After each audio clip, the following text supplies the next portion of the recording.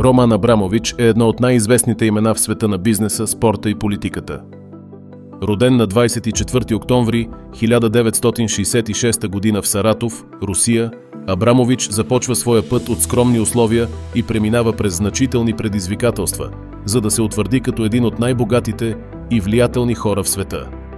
Неговият житейски път е изпълнен с големи успехи, но и с противоречия, които го поставят в центъра на вниманието. Когато е само на 3 години, Роман губи родителите си при катастрофа. Той остава да живее с роднини в северния руски регион Коми. Отглеждан в семейство, което няма много средства, Абрамович израства в трудни условия, но това не му пречи да развие силен характер и стремеж към успех. Въпреки липсата на родители, той проявява невероятен усет за бизнес още от ранна възраст.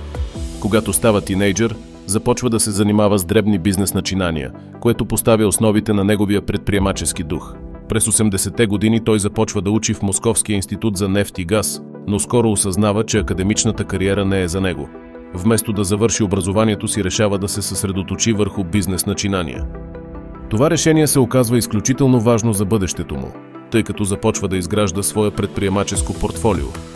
Неговите първи бизнес начинания са свързани с производството на пластмасови играчки и търговия с автомобилни части. Тези начинания, макар и малки по размер, му предоставят възможност да развие важни умения и да започне да изгражда мрежа от бизнес контакти. През 90-те години, когато Русия преминава през значителни политически и икономически промени след разпадането на Съветския съюз, Абрамович предприема важни стъпки, които ще оформят неговата кариера. По време на процеса на приватизация на държавните предприятия, той започва да придобива значителни активи в ключови отрасли. През 1995 година Абрамович се свързва с влиятелния олигарх Борис Березовски, който е сред най-влиятелните фигури в Русия през 90-те години, и заедно купуват контролния пакет акции на петролната компания Сибнефт за около $100 милиона. Тази сделка е част от по-широкия процес на приватизация в Русия, който води до бързо натрупване на богатства, но също така и до обвинения за съмнителни методи на придобиване и предполагаеми връзки с висшите политически елити на страната. През 2001 година Роман Абрамович е назначен за губернатор на Чукотския автономен окръг. Това назначение идва след предложението на президента на Русия, Владимир Путин, и не е резултат от избори, а част от по-широките политически и административни промени в страната. Абрамович поема ролята на губернатор в момент, когато Чукотка е сред най-отдалечените и социално изостанали региони на Русия. През годините той инвестира над $1,3 милиарда от собствените си средства за развитието на региона. Неговото управление е високо оценено от местните жители, които виждат подобрения. Въпреки това, позицията му като губернатор е подложена на критики и спекулации, свързани с политическите му връзки с Москва. През 2003 година Абрамович предприема нова стъпка в своята кариера, като се насочва към спорта. Той закупува английския футболен клуб Челси за около 140 милиона британски лири, като това е една от най-забележителните му придобивки. Под негово ръководство Челси става една от водещите сили в световния футбол, печеляйки 5 титли от Висшата лига, 2 шампионски лиги и множество други трофеи. Абрамович инвестира над 2 милиарда британски лири в клуба, изграждайки модерна тренировъчна база и привличайки топ футболисти и треньори. Тези инвестиции правят Челси не само успешен клуб, но и глобален символ на футболното богатство и амбиция. През 2005 година той продава Сибнефт на Газпром за $13 милиарда. Тази продажба се превръща в една от най-големите сделки в историята на Русия и му предоставя значителен капитал, който използва за разширяване на бизнес империята си.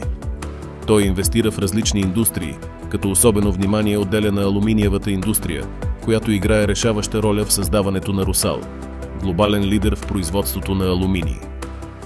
Въпреки че бизнесът му е белязан от скандали, свързани с така наречените алуминиеви войни, Абрамович продължава да демонстрира стратегическа визия и предприемачески умения, които го поставят на водеща позиция в тази индустрия. След продажбата на Сибнефт, Абрамович продължава да инвестира в енергийния сектор. Той придобива дял в различни нефтени компании, като през 2007 година, чрез съществуващите си бизнес партньорства и мрежи, започва да играе важна роля в нефтената индустрия в Русия и извън нея. Също така той участва в различни благотворителни проекти, като той дарява значителни суми на различни социални каузи в Русия и извън нея. Абрамович е и основател на няколко фондации, които подкрепят здравеопазването и образованието в Русия. Ако това видео ви харесва, абонирайте се и останете с нас до края. А сега, нека продължим. През 2009 година той поставя нов световен рекорд, когато закупува най-голямата частна яхта в света – Eclipse.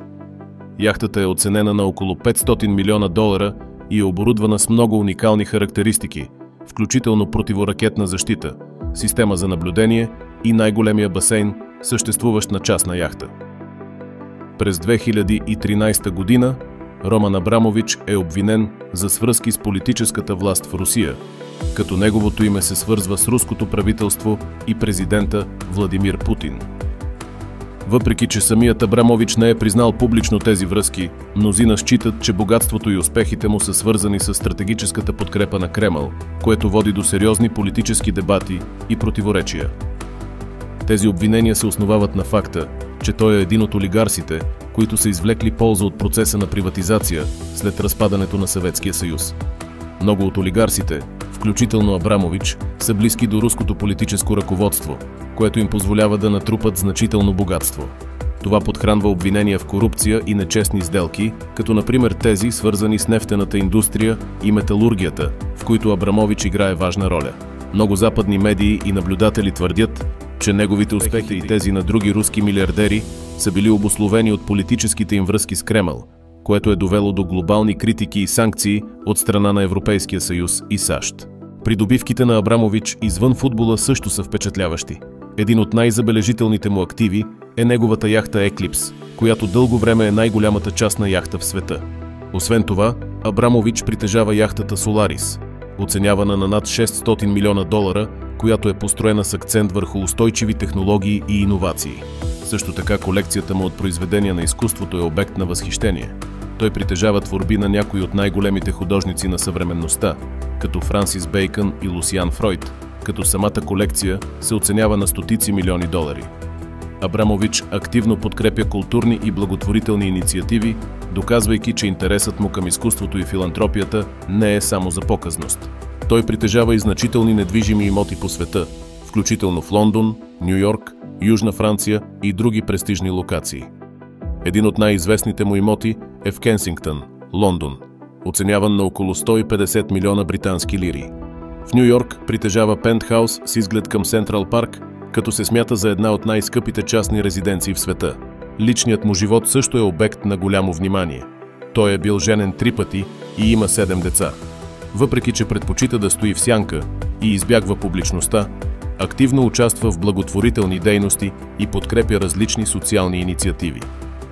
През фондацията си той дарява стотици милиони долари за образование, здравеопазване и културни проекти. След като международните санкции се затягат, Абрамович започва да пренасочва значителни части от своите бизнес активи извън Русия.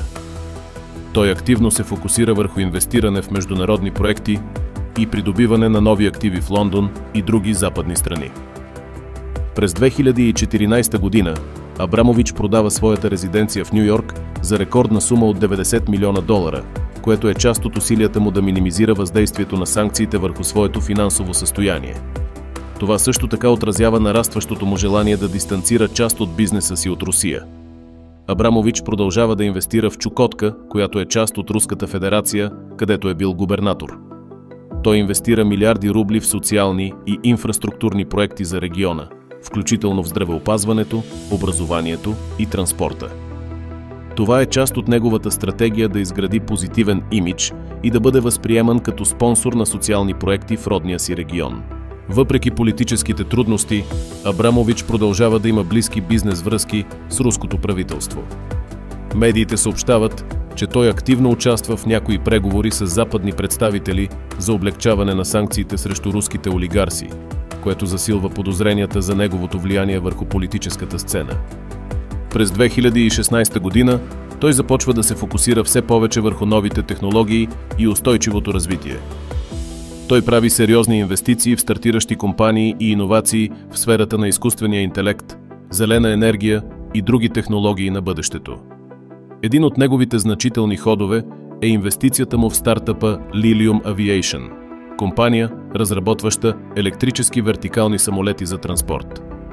През същата година той продава своята резиденция в Лондон за около 150 милиона британски лири. През 2017 година започват спекулации за възможната продажба на футболния клуб Челси. Абрамович обмисля различни варианти за бъдещето на клуба, като се предполага, че една от причините за тези разисквания е натискът от санкциите и политическите проблеми. Въпреки това, той не прави окончателно решение за продажба. През 2018 година Абрамович изпитва затруднения в усилията си да поддържа постоянно пребиваване в Обединеното кралство. Британските власти отказват да му предоставят нова виза, което се свързва с санкциите, наложени върху руски олигарси след анексията на Крим през 2014 година. Той се премества в Израел, за да си осигури ново гражданство, което му позволява да пътува и да продължи бизнес дейността си, без да бъде ограничаван от британските санкции.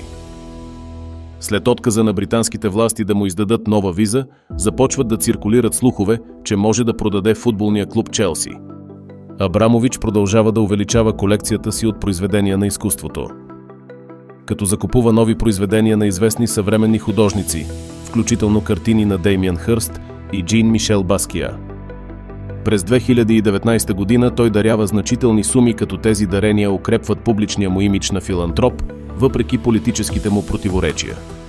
През 2022 година, след руската инвазия в Украйна, Абрамович попада под санкциите от Европейския съюз и Великобритания. В отговор на тези санкции, той продава Челси за над 4 милиарда британски лири, като част от средствата са насочени към благотворителни каузи. Въпреки санкциите, Абрамович продължава да притежава значителен финансов ресурс и влияние на международно ниво. Днес богатството на Роман Абрамович се оценява на около 9 милиарда долара. Въпреки предизвикателствата и противоречията, той остава една от най-интересните и влиятелни фигури в съвременния свят. Неговата история продължава да вдъхновява и предизвиква въпроси за влиянието на богатството и властта в съвременното общество. Благодарим ви, че се присъединихте към нас и гледахте това видео. Не забравяйте да се абонирате за канала, да харесате това видео и да споделите вашето мнение в коментарите.